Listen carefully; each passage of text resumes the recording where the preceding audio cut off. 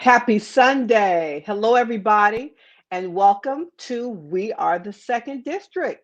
I posted on my personal Facebook today that this was just sipping my tea reboot. And so, even though we are the second district, you all know I'm a tea drinker. And so, I'll still be sipping my tea. I'm in my I'm Speaking mug in honor of our vice president. And today I'm drinking green pomegranate tea. Can you see it? Doesn't look like it's showing up. Green pomegranate tea from the Art of Tea. It's nice and light and feels good for summer. So I hope everybody is safe and well, having a good summer. You know, we are back in our masks. That's what we're going to talk about today. I hope you are wearing them when you are indoors, as LA County was the first public health department to declare we need to wear them inside again. And now the state and CDC have followed suit. But it's really good to be back with Just Sipping My Tea reboot, which is We Are the Second District. This is our second one. Our first one we did, I think, on a Thursday during the week, but folks seem to like Sunday evenings. So I appreciate you hanging out with us, and we're going to be here on Sunday evenings. Let me tell you what we're talking about today. You may not recall, but we started this communication through I'm just sipping my tea at the beginning of the pandemic when we were really working hard to figure out ways that we could communicate broadly with our constituents about resources that were available at the state and to just kind of talk and check in. We brought speakers. And so now in our reboot, we're really doing the same thing. Want to continue to make sure that you are connected to important information to help you navigate county land and have good information about keeping yourself safe. So tonight we're going to really be talking about a heavy, heavy issue. We're going to be speaking about the vaccination. It's so important as we see these rising COVID cases caused by the highly transmissible Delta variant that we have these conversations with our family, friends, and neighbors to answer questions. Because I got to tell you, I am scared to death. I just got to keep it real with you. I am frightened based on the numbers I'm hearing coming out of LA County Public Health Department. I am frightened when I realize the impact that this virus has had on the second district. And as we work so hard to talk about an equitable recovery, we can't afford to continue to backslide and have our essential workers and those whose vaccination numbers aren't on par with our positive test rates. You see what I'm saying? And it's the Black and Brown community primarily. In LA County, there are nearly 4 million residents who've still not been vaccinated. And I am so proud of our community health partners. COCO, Community Coalition, you'll hear about them later. St. John's Well Child and Family Center, Kedron. The county has over 400 community-based organizations that are doing pop-up vaccination sites all over the county. And we have worked really hard to make sure that access to the vaccine for those who want it is not a problem for people who live in the second district. I don't believe access is an issue anymore. And now we're getting down to really making sure we answer questions and people understand and have fact-based information. Not misinformation, not hearsay, not Tookie them said, not my Tia said, fact-based information about the virus, its transmission, and how you can protect yourself. So I'm really pleased to have two really important women in our community, outreach workers who work for Community Coalition, who are doing the outreach, going door to door, talking to our neighbors. It's important to have trusted organizations do this work, and I'm so proud of the work that Community Coalition is doing. So let me introduce you to them. We've got Linda Gomez, who is a civic engagement specialist, and Brooke Irvin, who's an organizer, again, with Community Coalition. Thank you for sharing some of your Sunday with me. I appreciate you. Thank you for having us. Definitely happy to be here. Thank you, Linda. Brooke, unmute yourself. There you go. Yes, and thank you for having us as well. I appreciate the opportunity. Thank you. So tell us, the audience, I can't imagine that there's anybody in the second district that doesn't know the amazing history and work of Community Coalition. But if there is one person, Linda, tell them about Coco. What do you guys do? Most definitely, most definitely. As you just mentioned, a lot of us go by Coco, but it is Community Coalition, and we work to help transform the social economical conditions in South LA that foster addiction, crime, violence, poverty. And we do this by building a community institution that involves thousands of our community members, you, me, everybody here in South LA, in creating change, changing public policy. We build up activists, we build up organizers, community members coming in and stepping in. We bring community members together to build leadership. We launch action campaigns and create a unified voice out here for all of us in South LA. I don't know if you can see me, but I'm rocking my South Lost necklace. I wear it all the time. So, let's be clear. I'm clear where I come from. I'm clear about who I'm representing. That's right. So, if you don't mind getting a little personal, both of you, why did you choose to get vaccinated? Brooke? I got vaccinated to protect my family and my friends and anyone else susceptible to getting the virus. That was the main reason I initially got vaccinated. What about you, Linda? So originally, I was hesitant of getting vaccinated in the beginning. I had questions. I'm a diabetic type 2. I consulted with my physician. That's like the best information that I give to folks, especially that fall underline the health conditions, and worked it out with my provider to make sure that the vaccine was safe for me. Also, my mother is epileptic. I have a grandmother. I wanted to see my family. I was tired of being inside and being away from my family. You can only Zoom family contact so much. Telephone calls can only do so much. And even just being trapped like that, I'm formerly incarcerated, and that was very triggering for me, And once again, I was separated from my family because of this pandemic. So I was not going to allow anything to separate me from my family any longer. The system did a good job of that long enough, right? So I finally am back, and I'm going to do what I have to do to make sure I can hug my mother, so I can kiss my grandmother on the cheek while she's still here. Also, I do civic engagement, and I work with community members. How am I serving my community by not taking care of myself and going and having these conversations with folks? So I got vaccinated for myself, but also for my family and for my community. I appreciate you both sharing that. I've told the story a couple times that I got vaccinated. My Gen Zer son, who'll be 21 next week, works in food service. So he was able to get vaccinated because he works in food service. And we call him affectionately our crazy cousin Danny. Crazy cousin Danny is 83. He's my second cousin. He's my mother's first cousin. And we're really the only family crazy cousin Danny has left. And so because we were all vaccinated, I was able to have him home over to the house for Easter dinner. And, I check in, we talk 3 or 4 times a day. He's a senior, single, lives alone, no kids. And so we talked all through the pandemic. I was sending him puzzles and, trying to get him online. That's a struggle for him. But it wasn't until we sat down to Easter dinner and cousin Danny talked our heads off. He talked nonstop. He was so happy to be with family and in community. And it hit me like a ton of bricks that that's what social isolation looks like. That for a year, we'd not been able to do that. So I'm with you, Linda. If not for yourself, for those who might depend on us, particularly the seniors in our families who depend on us, even just for connection, because social isolation is painful, and it was difficult for me to realize that that's what he had gone through. So I agree with you. So what is some of the advice you all would give people who may be hesitant, who may have family members who are hesitant, and who are struggling to really get these loved ones vaccinated? What would be some advice you'd give people? Brooke, Linda, either one. Well, I think that when I go outside into the field, the biggest advice, cause you can't make anybody or force anybody to do something to their body. So I just want them to be informed. I want them to be educated. I want them to do their research about what's going on.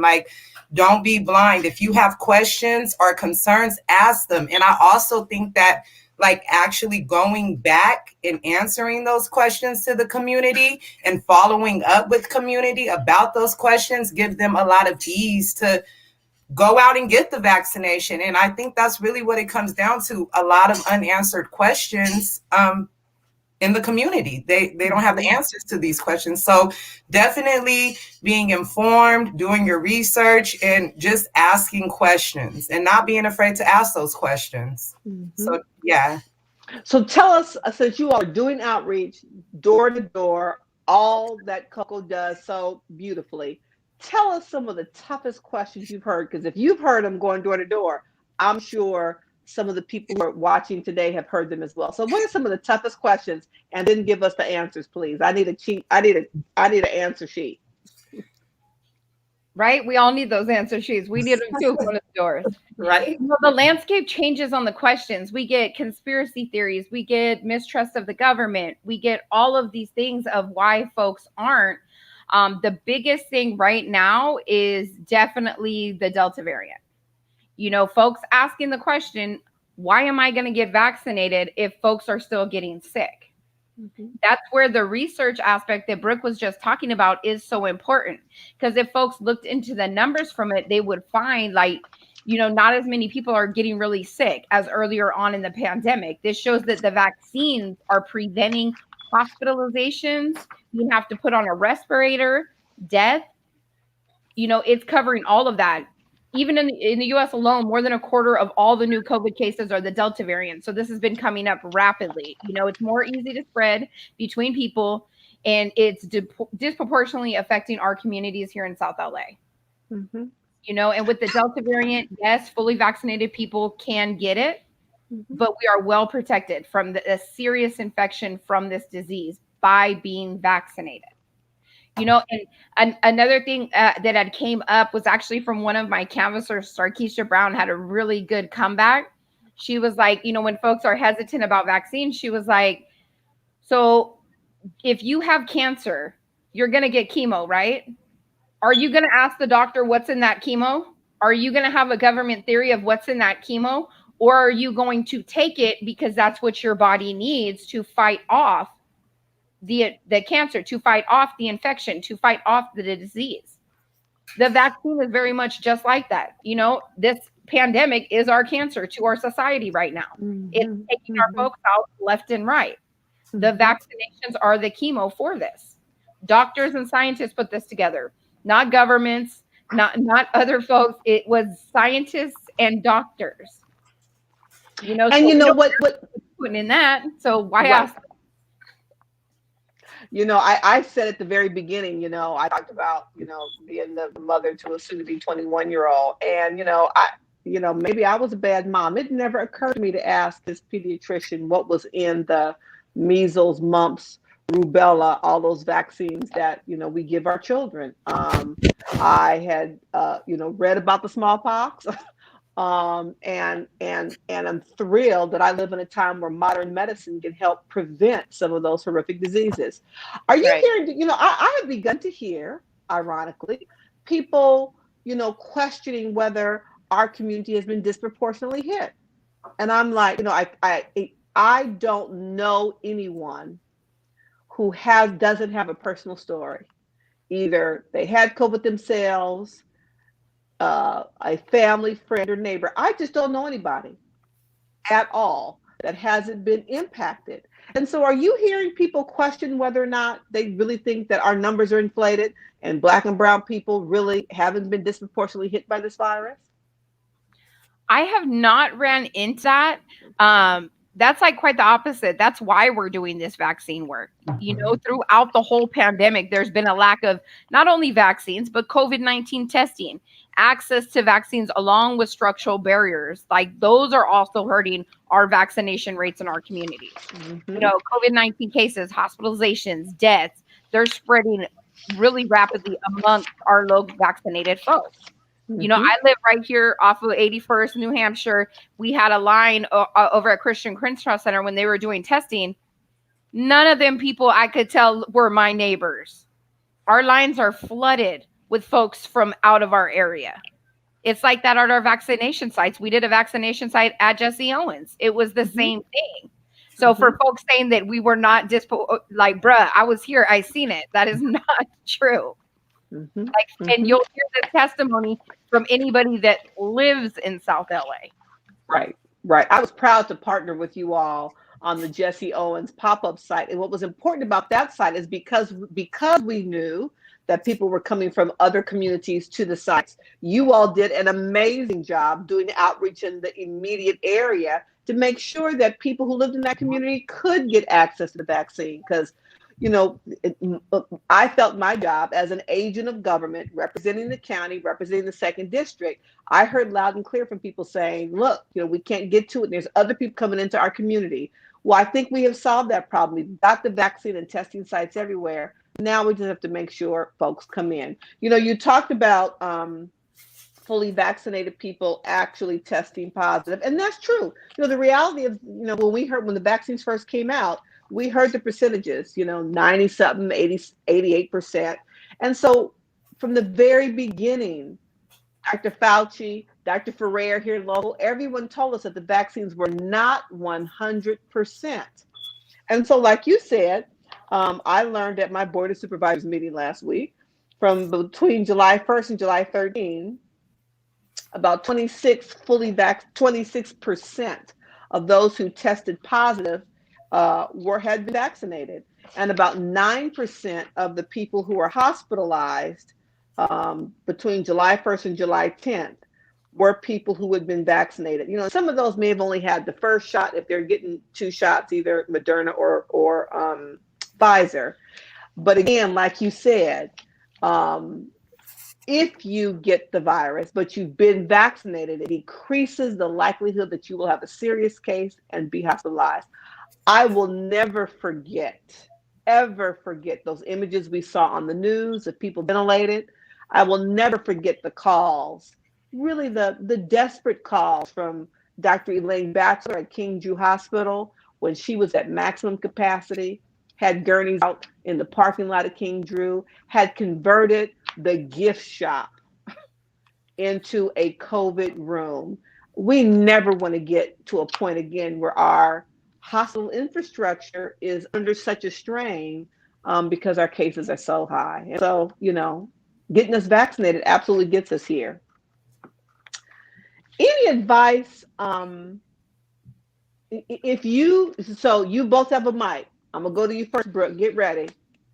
You have an opportunity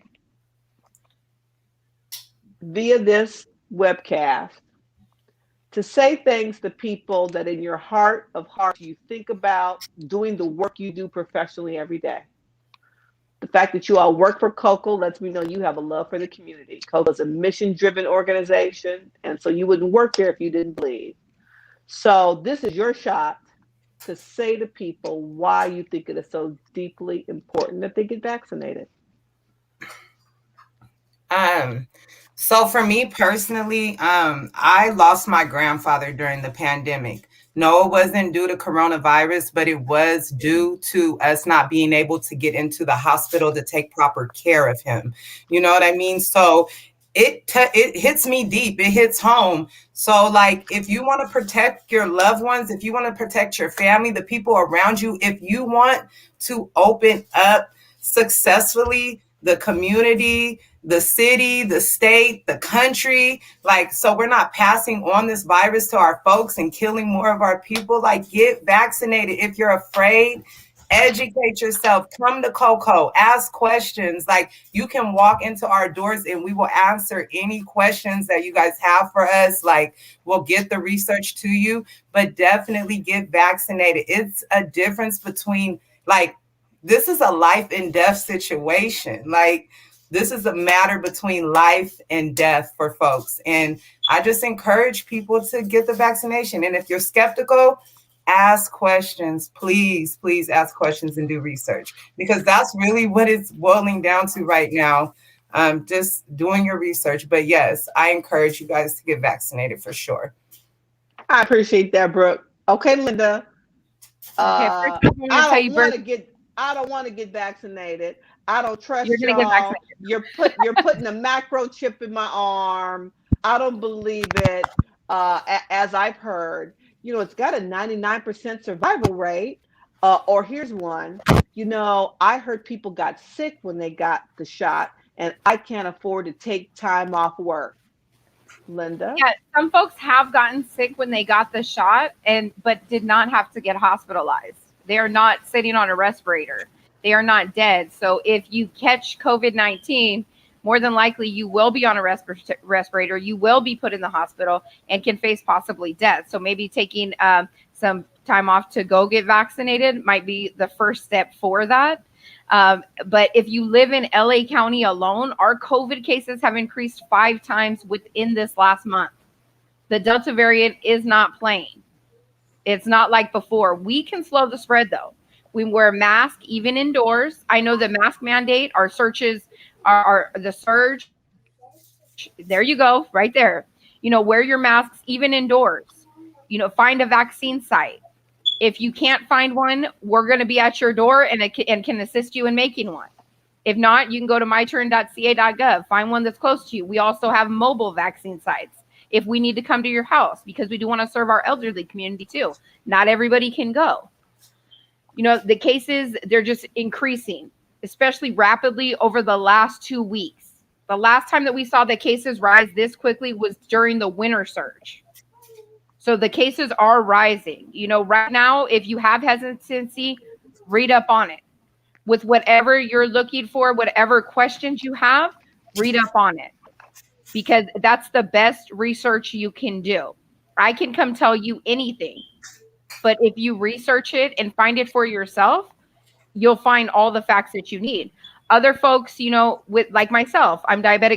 It's scary to think about getting a vaccine.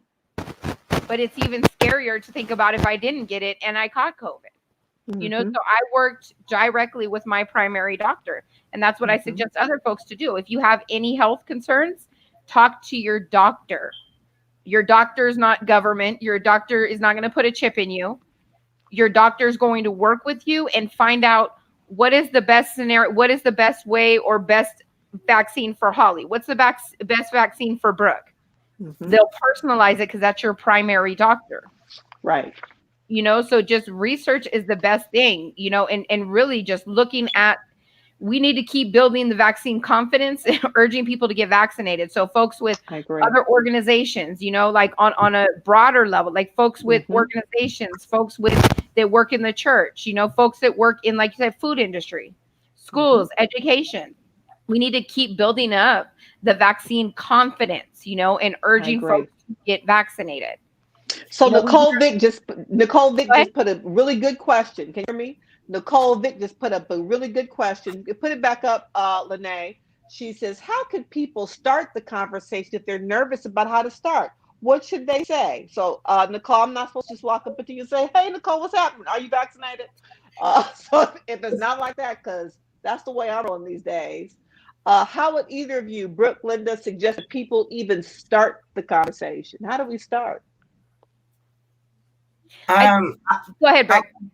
No, I was just going to say, for me, Linda helped me a lot. And I think literally leaning on somebody that might know a little bit more about the vaccination, or just leaning on your spouse, leaning on your family members, doing it together. You know what I mean? We're all scared. Or we all don't trust the government, or, I'm nervous about asking this question.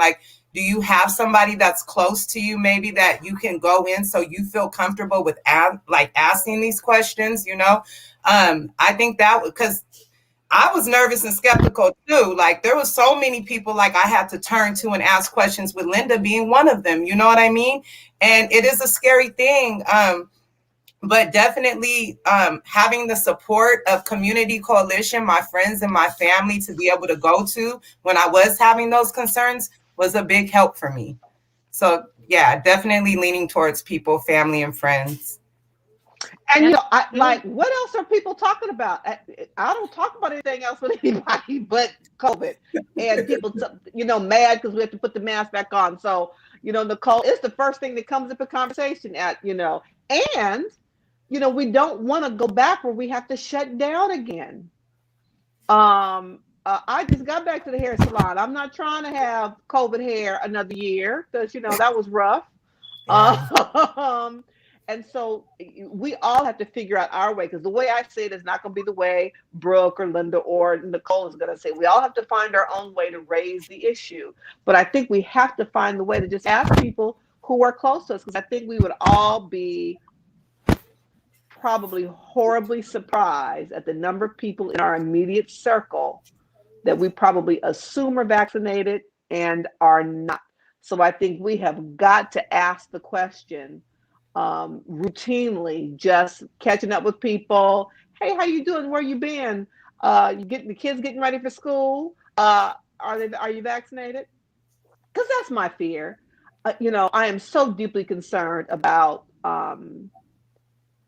our kids over this past year, those who have had to do remote learning, those who have struggled with remote learning, and really wanting to help them get back to a sense of normalcy in terms of having the option to return to their classrooms. And if we don't get a jump on this, y'all gonna be home with the baby zooming from the living room again this fall. And I hope everybody shares my concern and doesn't want that. Linda, I know Coco's got a big event coming up August 5th. Tell us about it. We do. So August 5th, this Thursday, that is going to be our People's First platform. And it's up right there. It has a link for Zoom. And so the People's First Assembly is a way for our community here in South LA to be a part of a recovery plan that is built by us and it's built for us. Black and brown folks, we've been drastically impacted by the COVID-19 pandemic, lack of vaccines, everything, all these structural barriers, issues that have been coming up. So, really, our goal is to convene with community members, core leaders like yourself. You are invited, Holly, activists, COCO members, which I myself and Brooke are also COCO members. So, Brooke, I hope to see you there as well. And we do this by connecting, telling stories, building solidarity, and supporting each other. And then we move into actions around local issues. So we'd love to have you all with us in this space. It's a space of community, relationship building, organizing campaigns to get South LA the resources that we deserve. Not only the resources we need, but the resources that we deserve as well. So if you would like to be a part of this power building opportunity, you can join us. The link is on the flyer. You can also find more information about this and other events on our Instagram page or our Facebook page, cocosouthla.org. This is just one of the many base meetings. This is one of the many community meetings that we have. We have went to virtual on our meetings, so that way, folks that are elderly, they can't make it out. Folks that are, scared. A lot of folks are scared right now. A lot of folks have isolation. Like, we've gotten so used to being alone, it's hard to be in groups of folks now. So Mm-hmm. taking all of that into consideration, we do these via Zoom, and it's a link. We do have a Bitly for it, but you can also just join during Zoom. And this is a place that you want to bring all your issues, all your concerns that are going on in South LA, so collectively we can work on them. Because believe, like, my issue on 81st might be my a different issue on 101. Like, it just depends where you're at. We've had issues of trash, we've had issues of folks not wearing masks, we have issues of our streets not being kept up. These are some of the things that we can work on, and then we go into And stronger. community safety. That's an issue that Coco has a history of Is a big one. focusing That's on. the majority of the one that Brooke and myself are working on. We're going out into the communities every day, 3:30 to 8. So if you see us with a Coco shirt, please open your door. Um, so we go day to day, and it's really, yeah, we could be on the phones, but we love our community. We want to talk to you. We want to, if you're elderly and don't know how to use a link to go on to register for a vaccine, we want to be there to set that up for you. No, let me grab my phone. I got you. I will go on here. What's your closest vaccination place? Oh, you need an in home one? Let me find you a mobile unit.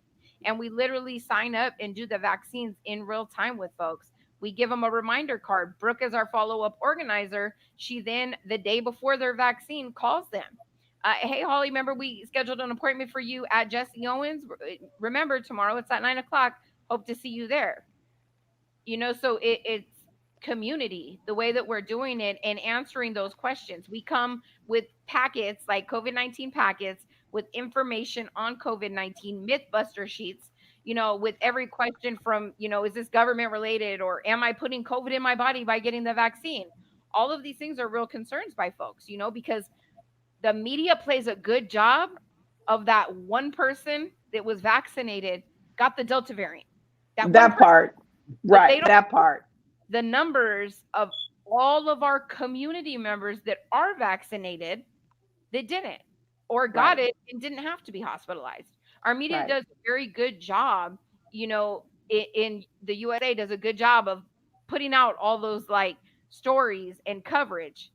And it's scare tactics. It is, and and we have to acknowledge the role social media has plays in all of our lives.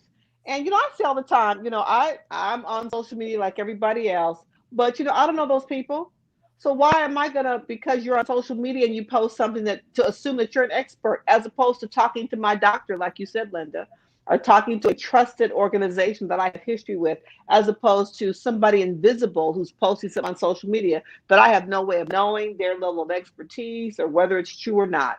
And so I agree with you that the media can kind of, you know, blow up kind of small cases, but we also have to be really honest with ourselves about, just because it's all on social media doesn't mean it's true. It doesn't mean we even know who's put it out there. So talking to trusted entities like Community Coalition, like your daughter, like your daughter, like your doctor, like a health clinic in our community is the way to do it. Let me say how proud I am to know that there is a Brooke and a Linda who loves our shared community so much that you all do that work each and every day. So, from the bottom of my heart, thank you so much. I appreciate you both. I'm going to keep doing what I do. Even though I'm government, nobody trusts the government. I'm going to keep doing what I do to make sure that I can partner with Coco, um, to save our community, because it's my calling too, just like the two of you. Thank you for giving me some time and sharing a little, sipping some tea, and dropping some knowledge tonight on We Are the Second District. I appreciate you both. Thank you for having us. All Yes, right. for having Right. us. And thank you, Holly, for the work that you do. Thank you for representing our district and trying to get equity to our communities.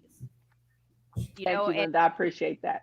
We do. We deserve it. We deserve it. I just have to give a shout out to your justice reform work. Appreciate it. Thank you. Yes. Have to leave and not say that. So I had to say that.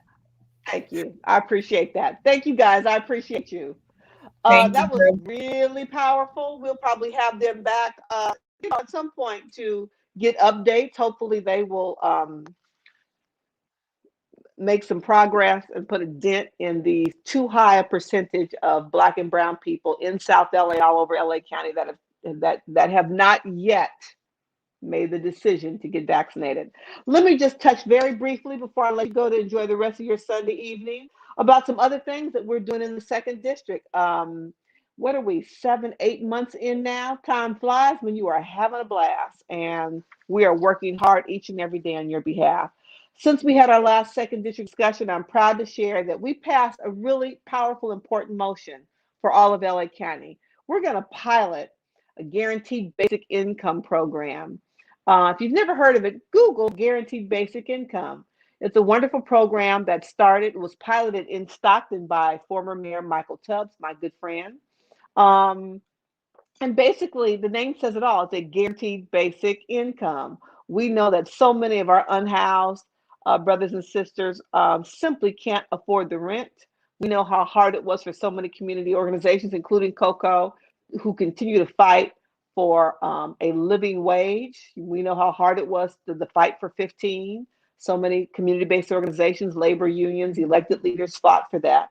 Well, guaranteed basic income is in that same fight, in terms of really trying to figure out how we eliminate deep poverty here in LA County. So this week we're going to be discussing the importance of this initiative as a tool to disrupt poverty with some special guests. And it'll be this Wednesday, August 4th at 5:30, and it's open to everybody. So again, breaking the cycle of poverty with guaranteed basic income. It is one tool in the toolbox that I've been working on my entire professional career to really end multi-generational poverty, going back to my work at Crystal Stairs and my entire legislative package in the legislature. So if you're interested, want to hear more about this cutting edge research, I'm very excited about it. You can join us on Wednesday. Also, another event coming up on Wednesday, August 11th at 5:30. You can just hang out with me Wednesday evenings. You can join us for a live stream discussion on the importance of mobility, how we equitably transport people, goods, and information throughout the second district. We're going to have two guests, the brand new appointed CEO of Metro, Stephanie Wiggins. Very excited. I serve on the Metro board, so I'm really excited to serve under her leadership, as well as the Public Works Director, Mark Pastrella.